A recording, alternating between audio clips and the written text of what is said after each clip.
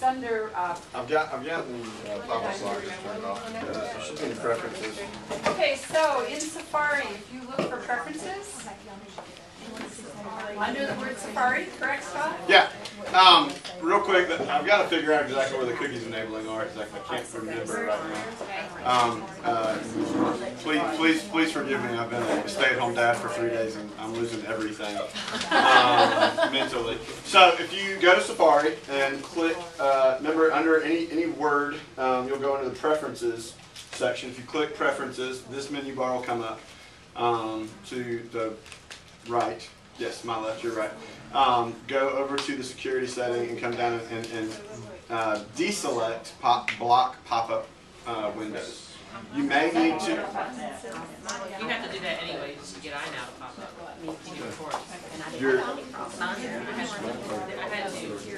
Make sure you're clicked on the security button. So you got to click on the security, the lock, and that should do that. I may have to refresh my brain with Jeremy to find out about the cookies enabling. But you may, two things, you'll need to probably quit your browser and then restart it. So make sure you do. We've got to set cookies too, I'm just going to tell you, so go to advanced. Because if we don't, we're in trouble. Change settings. There we go. I think it's the privacy. It's the privacy. Oh, it's privacy? Thank you. Okay, try that again. So still under your Safari system preferences, look at your privacy settings. Do you see it there? Where is it? What do you want to do? Right here.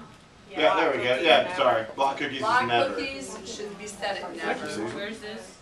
It's under preferences. Next door to security, his best friend is privacy. And you want cookies never. Sure, never. Okay? Why is that? Cookies remembers who you are. I know that, but why can't Define STEM requires that. To pass your login from us to them. So in other words, they're their own company and they pass your login through so you don't have to log in twice. It's just to make it easier for you. But cookies is how they do that. So every once in a while that'll give you trouble. And like I said, you might need to restart your browser and reopen it for all this to take place. I don't know definitively, it may not cause a problem, but just to help yourself out, go ahead and quit Safari, pull it back up, get on Novation. That's it. Those two. So disable pop-ups and never block cookies. Just think of the Cookie Monster. You always want your cookies. So you are on iCurio.com. Let's all get on the same page. So I'm going to go ahead and go back to that main page. If you log out and back in, you'll be sure to get those settings. And you may not have trouble. You can kind of proceed through if you'd like. I blew this up a little bit because the screen's kind of tiny. I don't know if it's because there's tiny people in here or what. So what we did was we put this resource just to save time in My Content. Remember that My Content in iCurio allows you to share resources, save your own. So you can see I have a lot of folders. Yours might be empty if you haven't been doing that. So as you find resources, you can save them in your own content area. You can share across the school or district. In the district area, there is a link called a folder called Digital Renaissance Academy Resources. Inside that folder, there are some project-based resources that we just happen to have in our collection that I threw in a folder for you. But the one we need today is the top one, project-based lesson examples. And okay, so we're just going to tell you that the elementary people did investigating the Inca, but we're up in the game a little bit and moving to bats with you all. So we wanted to give you something a little more rigorous, but not too tough. So we're going to go to the secondary examples. So if you follow my path in orange, I'm going to click on that. There are two in here, and as I said, as we thought about it, there was a lot of math in the aquarium design. We didn't want to scare anybody off. And if we didn't know any math teachers, we'd have to help us out. So we went to the science of the bat hunt. And then when I do that, I see the annotation is there, and I just click on Open Resource. I'm going to lay out the structure of this a little bit for you. Not that you need that, but I think it'll save us just a tad bit of time as we look at gathering back and give you a little bit more time to work in your groups. Let me hit my little plus sign, see if I can get that to fit a little better. My scroll bar is there somewhere. There it is. So if you look at this, Define STEM, how many of you have used a Define STEM lesson from iCurio? Is anybody? Is this all new? Define STEM? Okay, so I'll walk you through. Basically, what it is scaffolding, I think, for project-based learning. Because if you're thinking about what are all the components of a good project, Define STEM has basically written lessons for you, but given kids choice. So you will have choice today as a learner as well. So wearing your educator hat, as you come down here, you have an objective and guiding questions for the students. So for you as students, obviously I would share those guiding questions. As you come on down the page, you're going to see that one of the things that they do very well is this Common Core piece around literacy in science, literacy in social studies, which we're all saying, wow, that's a lot to take on with the college and career ready standards. But it is a part of the standards that we're going to write across the curriculum and read across the curriculum. So they typically will create tasks across different venues of argumentative, in this case, and information literacy, which is research. You saw the opening video, which is typically used as a hook. If everyone will find this section called Performance Literacy Tasks, click on Wildlife Researcher.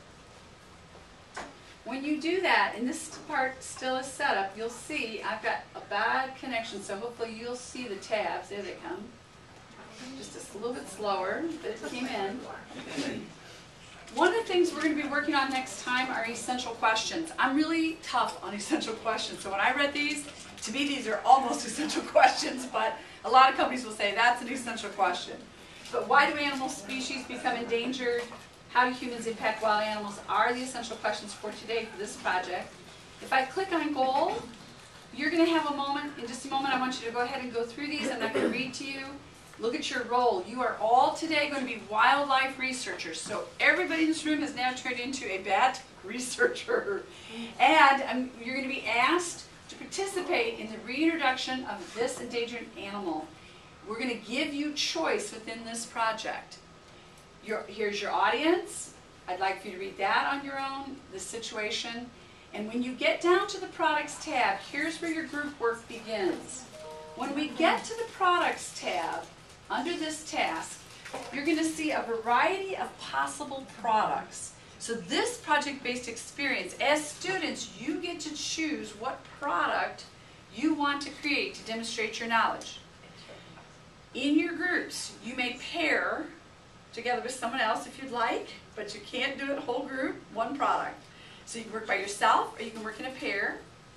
Find a product type that resonates with you. So there is an editorial, there's a habitat drawing. Do we have any artists in the room? That would not be me. Newscast. Now debate's a little tricky because you can either debate each other, you're going to find someone else around the room that wants to do a debate with you. A poster, a script, or a virtual field trip, or just a research journal. So after you read through those top tabs, read through the products, have a conversation at your table group about what product you want to tackle. As I look at newscast, because of our time element, if you want to drop down to upper elementary outcomes, I'm fine with that, or middle or high.